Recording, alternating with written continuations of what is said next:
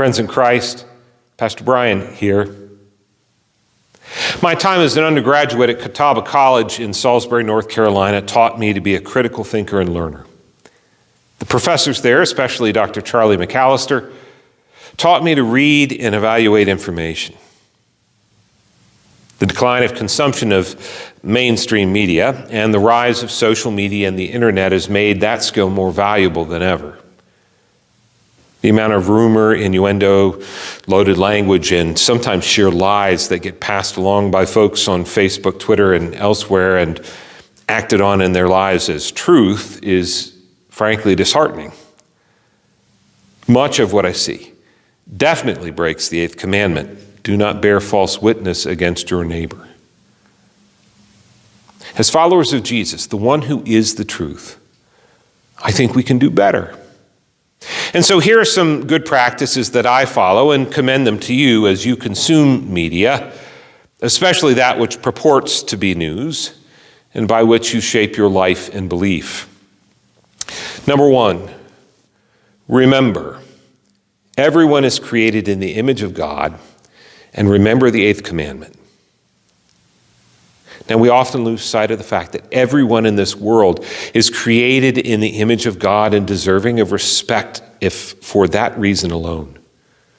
And the 8th commandment against bearing false witness reminds us to see what others do in the best possible light, to assume the best intentions for them, even if we disagree.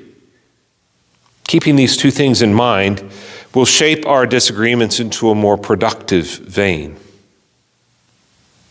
Number 2, be aware of the adjectives. Think of this headline.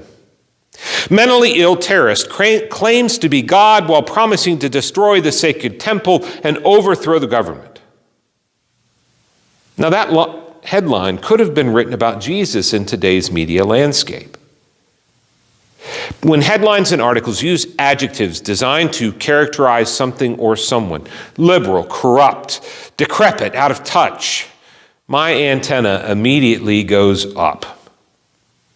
By these word choices, the authors are trying to shape my understanding of what is going on, and they're tipping their own hand about the lens that they are viewing events through. Now, I tend to ignore those sources and authors, as their intent is most likely not to inform me, but to shape my thinking, my view of a particular event or person. Hard news outlets operating with traditional editorial overview will have constant conversations behind the scenes about how to characterize events and people, and they apply strict standards before allowing them to be used. They'll have published policies and standards that you can find and read. And over time, you'll see how these are applied through retractions, corrections, sometimes even dismissal of staff who don't follow those standards. All of this means when they use an adjective, they've thought about it and believe that the facts support the use of those descriptors. An example of this is the language to use around the events in the Capitol on January 6th of 2021.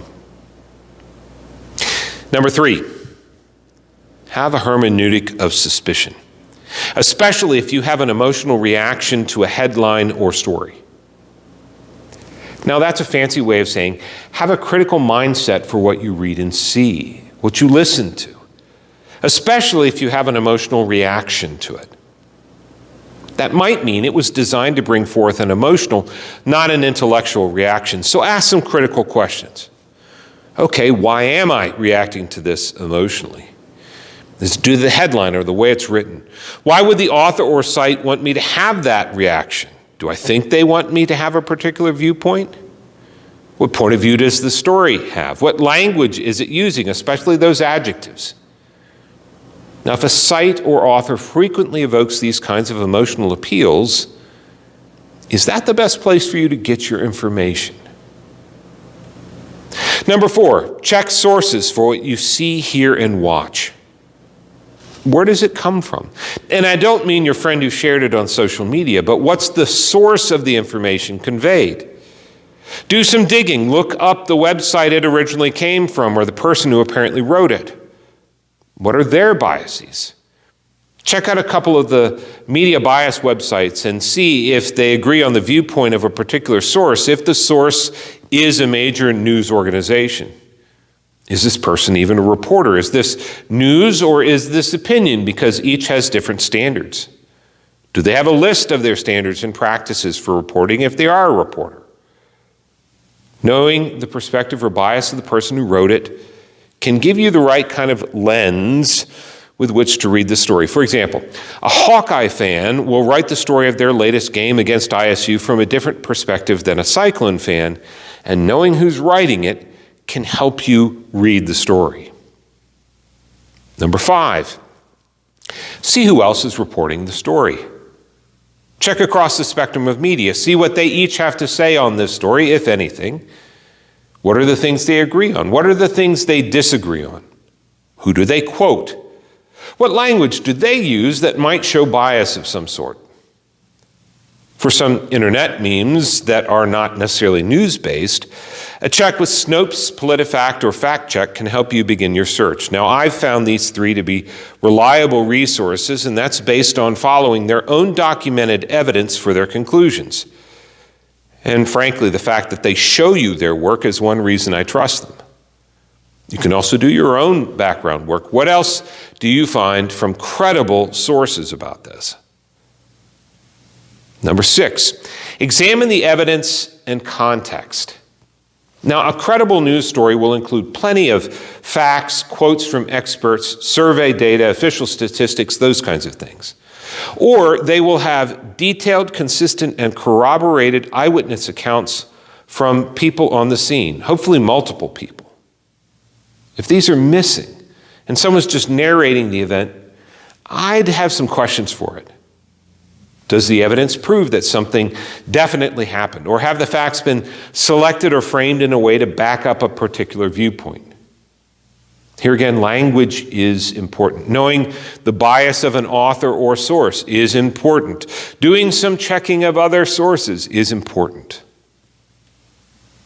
Number 7, don't take images at face value. And that's particularly true for stories that are not from organizations and people with clear standards and practices. When in doubt, you can do a Google reverse image search to check where an image came from or how it might have been altered. All too often in opinion pieces, an image from a previous event is used as if it was from the event being talked about, particularly if it is more inflammatory. And finally, number 8, be careful of having a hot take on anything. Because of all these steps, it is very rare for me to have a hot take on something. Because how often do we see a rush to get news on the air, and the initial reports are partially or totally incorrect, or just incomplete? And often this is not done through any malice or attempt to deceive. It's purely because even those briefing the press or the reporters themselves don't have all the information, or they're being pressed to give their own hot take before they can do all their homework. Just take a look at the shooting in Uvalde, Texas, and how that information has changed from the initial briefing of Governor Abbott to now. We as consumers drive this kind of rush because we reward those who break news first. And so, in most things, I encourage you to take some time and wait for information to come out before you begin to form your understanding of what happened. And even then, be willing to receive new information. Now, once we've done all those things and feel confident in the truthfulness of the reporting as based on the facts that you can find, then feel free, pass it along. Add it to your own cache of information to form your opinions. Or at least make sure that you pass it along to someone with the current caveats and reservations that you still have. Now, does this feel like a lot to do to get good information? Well, it is. But this is what we used to pay newspapers, radio, and TV newsrooms to do for us. Their standards guarantee that the vast majority of their work was based on verified facts and statements. And when they did slip up, they would, for the most part, acknowledge and correct their mistakes. Now, none of these entities was perfect. All had some bias that got passed along based on the people who were on the editorial board, if nothing else. They had to make choices about what to cover and what not to that left a lot of information out. But they followed these standards so that we could trust at least the basics of the story they reported on were based in fact. Now, many of those mainline news organizations, especially the local ones, are gone now. And so today we need to do some of the legwork on our own, especially with sources that lie outside any recognized news organization. Now, over time, you'll develop a stable of sources that you find to be reliable and trustworthy, as well as being spread across any kind of spectrum of bias that you find important. This will help you cut down on the time you need to use to evaluate information, but there will always be the need to do that evaluation. As followers of Jesus, we strive to speak the truth in love to one another, and we're open to hearing that truth spoken to us. And part of that means being careful with the information we get about the world around us and the events of this world.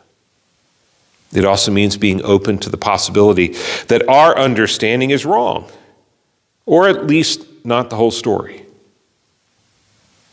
Now, I hope that you found this information helpful, and I encourage you all to practice some of these rules of the road.